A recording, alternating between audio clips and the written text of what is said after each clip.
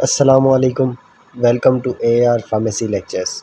आज हम लोग फार्माकोलॉजी का चैप्टर स्टार्ट करने जाएंगे, general principle of anti microbial therapy. Anti microbial agent किसे कहते हैं? एंटी माइक्रोबियल एजेंट वो होता है जो माइक्रो ऑर्गेनिज़म को मारे या उनकी जो है ग्रोथ को रोके। दो तरह के एंटी माइक्रोबियल एजेंट्स हो सकते हैं, या तो जो है माइक्रो ऑर्गेनिज़म को किल करेंगे या उनकी फर्दर ग्रोथ को रोकेंगे। एग्जांपल्स डिसइंफेक्टेंट है, एंटीसेप्टिक है, एंटीबायोटिक्स हैं, एंटी फंगल है। एंटी इन्फेक्टिव एजेंट्स किसे कहते हैं? ऐसे एजेंट्स या ऐसे केमिकल जो प्रिवेंट करें इन्फेक्शन को या ट्रीट करें। मींस इन्फेक्शन अगर होने के चांसेस हों तो उसको प्रिवेंट करे, या ऑलरेडी इन्फेक्शन डेवलप हो चुका हो तो उसको ट्रीट करे। फिर उसका रीज़न कोई भी हो, बैक्टीरिया हो, वायरस हो, फंजाई हो, प्रोटोजोआ, जो भी रीज़न है उसको ट्रीट करेंगे तो उसको हम कहेंगे एंटी इन्फेक्टिव एजेंट्स। डिसइंफेक्टेंट्स ऐसे एंटी माइक्रोबियल एजेंट है जो नॉन लिविंग हम ऑब्जेक्ट्स पर अप्लाई करते हैं। ठीक है, मींस जैसे कोई हमें सरफेस क्लीन करना है, कोई जो है हमारे पास इस तरह की चीज़ें हैं जो इस्तेमाल करनी है, कोई ऑब्जेक्ट्स हैं उनकी क्लीनिंग के लिए इस्तेमाल कर रहे हैं, तो नॉन लिविंग जितने भी ऑब्जेक्ट्स हैं उनसे माइक्रोब्स को किल करने के लिए हम जो है डिसइंफेक्टेंट्स यूज़ करते हैं। मगर ये रेजिस्टेंट स्पोर्स वगैरह उनको किल नहीं कर पाते। एग्जांपल है हमारे पास आइसोप्रोपाइल अल्कोहल, IPM बहुत ज़्यादा यूज़ करते हैं स्टीराइल एरियाज़ में। इथेनॉल है, सोडियम हाइपोक्लोराइट है और फिनाइल। स्टेरिलाइजेशन ऐसा प्रोसेस है जो बैक्टीरिया को किल भी करेगा और तमाम जो स्पोर्स वगैरह हैं सबको डीएक्टिवेट कर देगा। एग्जांपल इसकी moist heat sterilization, dry heat sterilization या रेडिएशन। यूजुअली जो है हम सर्जिकल इंस्ट्रूमेंट जो यूज़ कर रहे हैं सर्जिकल प्रोसेस के लिए, उनको स्टेरिलाइज करने के लिए इस टेक्निक का इस्तेमाल कर सकते हैं। एंटीसेप्टिक्स ऐसे एंटी माइक्रोबियल सब्सटेंस हैं जो हम लिविंग टिश्यू या स्किन पे अप्लाई करें ताकि इन्फेक्शन की पॉसिबिलिटीज़ को कम से कम किया जा सके, और या जो है सेप्सिस की पॉसिबिलिटी को कम किया जा सके। एग्जांपल हमारे पास इथेनॉल है, आइसोप्रोपाइल अल्कोहल, बोरिक एसिड आई के लिए यूज़ किया जाता है, 1% एसिटिक एसिड जो है ईयर के लिए यूज़ किया जाता है, या फिर हाइड्रोजन पर ऑक्साइड यूज़ किया जाता है। एंटी माइक्रोबियल प्रिजर्वेटिव्स ये ऐसे सब्सटेंस हैं जो किसी भी प्रोडक्ट में हम ऐड करते हैं ताकि उनमें माइक्रोबियल ग्रोथ ना हो। फिर चाहे वो फूड हो, कोई जो है मशरूबात वगैरह हैं, या फार्मास्यूटिकल कोई हम प्रिपरेशन बना रहे हैं उसमें हम प्रिजर्वेटिव ऐड कर रहे हैं, किसी बायोलॉजिकल सैंपल में ऐड कर रहे हैं, कॉस्मेटिक्स वगैरह हैं, तो इन सब में जो भी उनको माइक्रोबियल ग्रोथ से बचाने के लिए सब्सटेंस ऐड किए जाते हैं उनको कहा जाता है एंटी माइक्रोबियल प्रिजर्वेटिव। एग्जांपल है हमारे पास benzoic acid, methyl paraben, propyl paraben, nitrite और नाइट्रेट वगैरह। एंटीबायोटिक ऐसा सब्सटेंस जो बैक्टीरिया की या ग्रोथ रोके या बैक्टीरिया को डायरेक्टली किल करे। एग्जांपल पेनिसिलिन्स हैं, सेफालोस्पोरिन्स हैं, टेट्रासाइक्लिन है हमारे पास, या मैक्रोलाइड्स वगैरह। एंटीवायरल ऐसे एजेंट्स जो या तो जो है वायरल ग्रोथ को रोके या जो है वायरस को किल करे।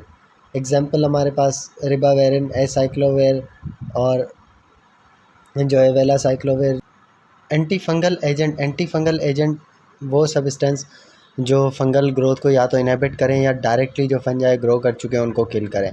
एग्जांपल हमारे पास फ्लूकोनाजोल, इट्राकोनाजोल, कीटोकोनाजोल, क्लॉट्रीमाजोल, टर्बिनाफिन, ये सब की सब एंटी फंगल एजेंट्स की एग्जांपल हैं। एंटी प्रोटोजोल या एंटी मलेरियल ऐसे एजेंट या ऐसा सब्सटेंस जो प्रोटोजोआ की ग्रोथ को या तो इनहिबिट करें या उनको किल करें।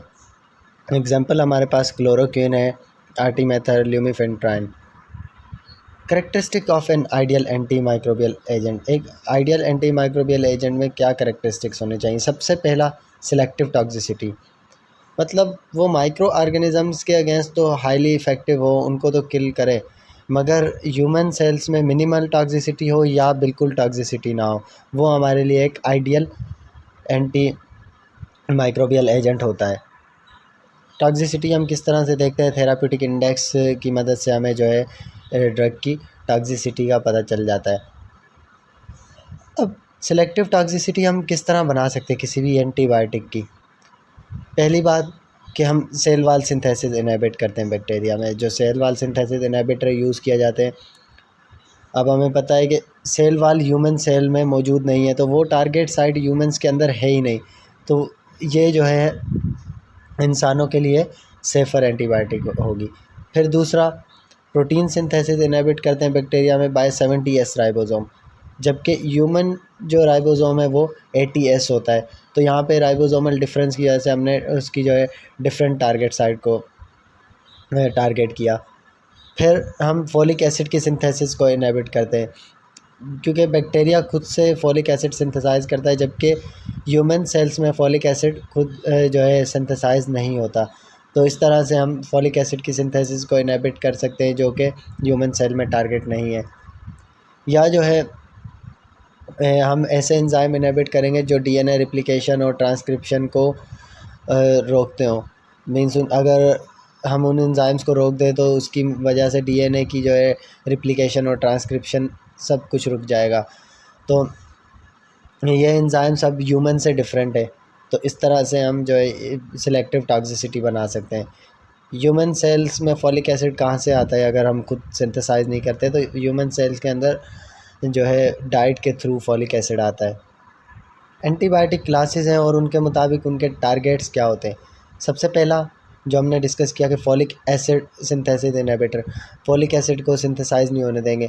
Para-amino benzoic acid inactive form होती है, वो आगे चल के कन्वर्ट होती है टेट्राहाइड्रोफॉलिक एसिड में। तो जब वो एक्टिव में अपने कन्वर्ट नहीं होगी तो जो है फॉलिक एसिड हमारे पास अवेलेबल नहीं होगा। तो इस तरह से फॉलिक एसिड की हम सिंथेसिस इनहिबिट करते हैं किन ड्रग्स के थ्रू? सल्फोनामाइड्स और ट्राइमिथोप्रिम। ये उन एंजाइम्स को इनहिबिट करते हैं जो फॉलिक एसिड की सिंथेसिस कराते हैं। दूसरा, cell wall synthesis inhibitor directly cell wall की सिंथेसिस को रोकेंगे। बीटा लैक्टेम्स है हमारे पास, जिसमें पेनिसिलिन, सेफालोस्पोरिन वगैरह आ गए, या फिर हमारे पास फेनकोमाइसिन आ गया। थर्ड जो है protein synthesis inhibitor. Protein synthesis inhibitor जो है 50S या 30S कोई भी राइबोसोमल पार्ट पे एक्ट करेंगे और उसकी वजह से प्रोटीन की सिंथेसिस को रोकेंगे। जैसे हमारे पास टेट्रासाइक्लिन है, अमाइनोग्लाइकोसाइड्स हैं, ये सब के सब प्रोटीन सिंथेसिस इनहिबिटर में आ जाते हैं। इसके अलावा न्यूक्लिक एसिड फंक्शन या nucleic acid synthesis inhibitor fluoroquinolones है, रिफेम्पिन वगैरह है। और लास्ट टारगेट हमारा सेल मेम्ब्रेन इनहिबिटर्स भी हो सकते हैं। अब सेकंड बात, आइडियल एंटीमाइक्रोबियल के लिए एप्रोप्रिएट एंटीबायोटिक स्पेक्ट्रम होना चाहिए। एंटीमाइक्रोबियल स्पेक्ट्रम का मकसद क्या है कि जो उसकी रेंज है कि वो कितनी वैरायटी में बैक्टीरियल स्पीशीज़ को या किन ग्रुप्स को कवर कर सकती है, किन को वो जो है टारगेट कर सकती है पर्टिकुलर एंटीबायोटिक। फॉर एग्जांपल मैं कहता हूँ कि मैं एक ड्रग दे रहा हूँ तो वो कौन कौन से पैथोजेंस को कवर कर सकती है। ये होती है माइक्रोबियल स्पेक्ट्रम या एंटीबायोटिक स्पेक्ट्रम, इसको हम कहते हैं कि वो कितनी रेंज जो है माइक्रोब्स की कवर कर सकते हैं। प्रॉपर एंटीबायोटिक स्पेक्ट्रम होना चाहिए एक्टिविटी का, ताकि वो जो है इनहिबिट कर सके उसको पैथोजन को या उसको किल कर सके विदाउट हमारे नॉर्मल फ्लोरा को इफ़ेक्ट किए। मीन्स ऐसी एंटीबायोटिक हो जो जाकर उस टारगेट को तो किल करे, मगर हमें पता है कि हमारे पास नॉर्मल फ्लोरा भी होता है, नॉर्मल फ्लोरा में बैक्टीरिया ये सब चीज़ें होती हैं। तो उस नॉर्मल फ्लोरा को डिस्टर्ब किए बगैर एंटीबायोटिक अपना काम दिखाए और जाकर जो है टारगेट पैथोजन को रिमूव आउट करे बॉडी से। अब स्पेक्ट्रम की मुख्तलिफ टाइप है। Narrow spectrum antibiotic. Narrow spectrum antibiotic में क्या होगा कि सिर्फ सिंगल ग्रुप, मीन्स अगर हम कहेंगे कि ये जो है ना एक ही तरह के बैक्टीरिया को मार सकती है, उसके अलावा नहीं, या लिमिटेड ग्रुप कोई होगा माइक्रो ऑर्गेनिज्म का जिसको वो नैरो स्पेक्ट्रम कवर कर पाएंगे। जैसे आइसोनियाज़िड की एग्जांपल है हमारे पास, वो सिर्फ माइको बैक्टीरिया को जो है ना कवर करती है, माइको बैक्टीरिया को किल कर पाती है। स्पेक्ट्रम एक्सटेंडेड का मकसद क्या है कि वो जो है ना ग्राम पॉजिटिव को भी कवर करें और साथ साथ कुछ जो है ना ग्राम नेगेटिव की भी कवरेज दे दें। मीन्स थोड़ी सी रेंज अब बढ़ गई। जैसे एग्जांपल हमारे पास एम्पिसिलिन है, एमॉक्सिसिलिन वगैरह है। Third, broad spectrum. Broad spectrum क्या करेंगे कि वो ग्राम पॉजिटिव और नेगेटिव दोनों को कवर करेंगे। मीन्स एक वाइड रेंज जो है उसने कवर कर ली, मीन्स उसका स्पेक्ट्रम और ज़्यादा बढ़ गया। एग्जांपल हमारे पास क्लोरमफेनिकोल है, टेट्रासाइक्लिन वगैरह है, सेफिक्सीम है। अब एडवांटेज क्या है और डिसएडवांटेज क्या है एंटी माइक्रोबियल स्पेक्ट्रम के। मीन्स हम एक स्पेक्ट्रम सेलेक्ट कर रहे हैं तो उसमें ज़ाहिर सी बात है कुछ एडवांटेजेस भी होंगे, कुछ डिसएडवांटेज भी होंगे। ब्रॉड स्पेक्ट्रम एंटीबायोटिक का ये फ़ायदा है कि हम इसको एज एम्पेरिक थेरापी यूज़ कर सकते हैं। मीन्स हमें कॉजेटिव एजेंट का पता नहीं है, अभी कल्चर्स आए नहीं है, तो हम एक ब्रॉड स्पेक्ट्रम एंटीबायोटिक चला सकते हैं। या जो है एंटी माइक्रोबियल प्रोफाइलेक्सिस जो दी जाती है बिफोर सर्जरी, तो उसकी प्रोफाइलेक्टिकली भी हम जो है ब्रॉड स्पेक्ट्रम। मगर ब्रॉड स्पेक्ट्रम जो यूज़ कर रहे हैं उसके क्या नुकसान है और सुपर इन्फेक्शन के चांसेस बढ़ जाते हैं, क्योंकि ये जो है हमारे नॉर्मल फ्लोरा को डिस्टर्ब करेंगे। जब नॉर्मल फ्लोरा डिस्टर्ब होगा तो जो अपॉर्चुनिस्टिक माइक्रोब होते हैं जिनको बस थोड़ी सी अपॉर्चुनिटी की नीड होती है और फ़ौरन से वो जो है ना वहाँ पे ग्रो करके इन्फेक्शन प्रोड्यूस करना शुरू कर देते हैं। लाइक अगर हम क्लोरमफेनिकोल देखें तो क्लोरमफेनिकोल के यूज़ से ओरल कैंडिडियासिस या ओरल थ्रश के चांसेस बढ़ जाते हैं।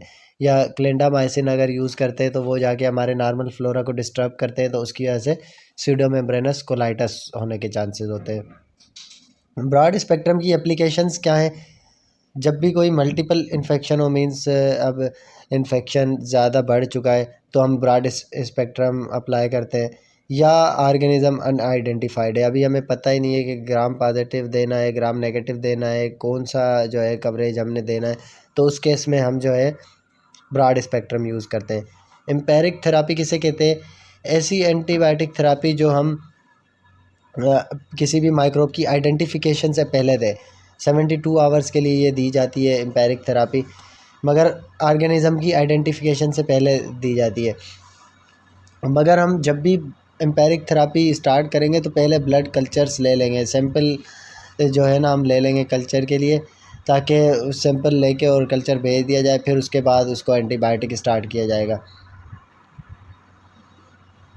सुपर इन्फेक्शन क्या है कि सुपर इम्पोज्ड इन्फेक्शन भी कहते हैं इसको हम, कि एक प्राइमरी इन्फेक्शन पहले से बना हुआ था, हमने जो है ब्रॉड स्पेक्ट्रम चला दी, उसकी वजह से कहीं सेकेंडरी इन्फेक्शन भी बन गया उसी के ऊपर, या कहीं दूसरी जगह पे सेकेंडरी इन्फेक्शन बढ़ गया और ज़्यादा जो है इन्फेक्शन फैल गया। उसके अलावा क्या हो सकता है, ब्रॉड स्पेक्ट्रम से रेजिस्टेंस के चांसेस बढ़ सकते हैं और पर्टिकुलर ऑर्गेनिज़म के ख़िलाफ़ हो सकता है वो ब्रॉड स्पेक्ट्रम इतनी इफेक्टिव ना हो जितनी नैरो स्पेक्ट्रम हो। अब हमें पता है कि एक आइसोनियाज़िड जो है वो माइकोबैक्टीरिया के ख़िलाफ़ इफ़ेक्टिव है, अब हम एक ब्रॉड स्पेक्ट्रम दे रहे हैं तो वो आइसोनियाज़िड जैसी कवरेज ना दे पाए। तो ये चीज़ें होती हैं कि एक नैरो स्पेक्ट्रम एंटीबायोटिक भी हो सकता है कि उस स्पेसिफ़िक माइक्रोब के अगेंस्ट ब्रॉड स्पेक्ट्रम से ज़्यादा जो है इफ़ेक्टिव हो। इसके अलावा क्या करैक्टरिस्टिक होने चाहिए किसी भी आइडियल एंटी माइक्रोबियल एजेंट के? ये नॉन एलर्जिक होना चाहिए होस्ट के लिए। उसके अलावा नॉर्मल फ्लोरा जो है होस्ट का उसको एलिमिनेट ना करे या उसको डिस्टर्ब ना करे, और जहाँ पे हमें इन्फेक्शन साइट है, जहाँ पे हमें रिक्वायर्ड है ड्रग, वहाँ तक वो पहुँच सके। इसके अलावा इन एक्सपेंसिव हो, सस्ता भी हो, प्रोड्यूस करना भी आसान हो। हम ऐसा ना हो कि एक बार तो हमने उसको बना लिया, दोबारा से हम वो एंटी माइक्रोबियल एजेंट प्रोवाइड ही ना कर पाए मार्केट में, तो उसको प्रोड्यूस करना भी आसान हो। केमिकली स्टेबल होना चाहिए, शेल्फ़ लाइफ या जो है उसकी एक्सपायरी लॉन्ग होनी चाहिए। इसके अलावा माइक्रोबियल रेजिस्टेंस उसमें जो है कम से कम डेवलप होती हो या डेवलप हो ही ना, जो हमारा सबसे बड़ा इशू है कि एंटी माइक्रोबियल रेजिस्टेंस बहुत ज़्यादा होती जा रही है। तो आइडियल एंटीबायोटिक वो भी होता है जिसमें रेजिस्टेंस के चांसेस कम से कम हो। हिस्ट्री की अगर अब हम बात करें तो अर्ली 17th सेंचुरी में पहला जो है सक्सेसफुल एंटी माइक्रोबियल थेरापी से ट्रीटमेंट हुआ था, जो सिनकोना बाग यूज़ किए गए थे मलेरियल ट्रीटमेंट के लिए। 1909 में पॉल एहरलिच ने फिर डिस्कवर किया था आर्सेनिक डेरिवेटिव, उनमें जो है साइफिलिस के अगेंस्ट मोडेस्ट एक्टिविटी थी, मींस वो साइफिलिस डिजीज़ में ट्रीटमेंट प्रोवाइड कर सकते थे। फिर इसने एक और कॉन्सेप्ट यही सिलेक्टिव टॉक्सिसिटी वाला दिया था, जो हमने सबसे पहले डिस्कस किया कि सिलेक्टिव टॉक्सिसिटी होनी चाहिए एंटी माइक्रोबियल में, मींस वो माइक्रोब को किल करे मगर ह्यूमन सेल पे जो है कम से कम इफ़ेक्ट दे या इफ़ेक्ट दे ही नहीं। तो इसका जो है इसने सजेस्ट क्या किया था कि एंटी माइक्रोबियल तब ज़्यादा इफ़ेक्टिव होगा अगर जहाँ पे वो टारगेट कर रहा है ना, वो टारगेट ह्यूमन सेल्स में हो ही ना, होस्ट में हो ना। जैसे हमने सेल वाल की बात की, सेल वाल के अलावा राइबोसोम 70 की बात की, वो ह्यूमन सेल्स में नहीं है। फॉलिक एसिड सिंथेसिस की बात की, तो ये टारगेट्स अगर ह्यूमन सेल में ना हो तो वो ज़्यादा इफ़ेक्टिव होगा, ये कॉन्सेप्ट भी इसने दिया था। फिर 1929 में अलेक्जेंडर फ्लेमिंग, उन्होंने पेनिसिलिन की डिस्कवरी की, जिसकी वजह से उनको जो है फादर ऑफ एंटीबायोटिक्स भी कहा जाता है। 1935 में फिर प्रोंटोसिल की डिस्कवरी हुई, एक सल्फोनामाइड सिंथेटिक डेरिवेटिव। 1940 में फ्लोरी एंड चेन ने पेनिसिलिन को पहली बार क्लिनिकली यूज़ किया था। बैक्टीरियोस्टैटिक और बैक्टीरियोसाइडल दो टर्म्स यूज़ होते हैं। तो बैक्टीरियोस्टैटिक किसे कहते हैं? बैक्टीरियोस्टैटिक जो है ना, सिर्फ स्टेट का मतलब है रोकना, ये इनहिबिट कर देगा, अरेस्ट करेगा या इनहिबिट करेगा ग्रोथ को बैक्टीरिया की। सिर्फ ग्रोथ और मल्टीप्लिकेशन तो फर्दर इनहिबिट हो गई, मगर जो ऑलरेडी ग्रो हो चुका है, जो इन्फेक्शन डेवलप हो चुका है, उसको ये नहीं किल करेगा। उसको किस तरह से हम किल करते हैं? उसके लिए हमारा इम्यून सिस्टम फ़ाइट करेगा। इम्यून सिस्टम जो है रिमेनिंग बैक्टीरिया जो ऑलरेडी बन चुके हैं, ग्रो कर चुके हैं, उनको रिमूव आउट करेगा।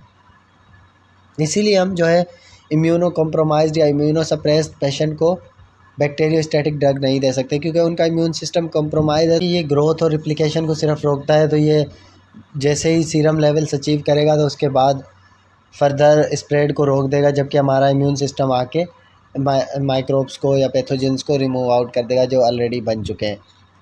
अगर ड्रग किसी भी तरह इम्यून सिस्टम के पहुंचने से पहले रिमूव हो गई तो चांसेस हैं कि ऑर्गेनिज़म बच जाए, और अगर वायबल ऑर्गेनिज़म ज़्यादा रह गए तो वो दोबारा से जो है ना ग्रो करना स्टार्ट करेंगे और सेकंड साइकिल होगी इन्फेक्शन की। फिर ज़्यादा ख़तरनाक इन्फेक्शन हो सकता है या जो है रीअकर हो सकता है इन्फेक्शन।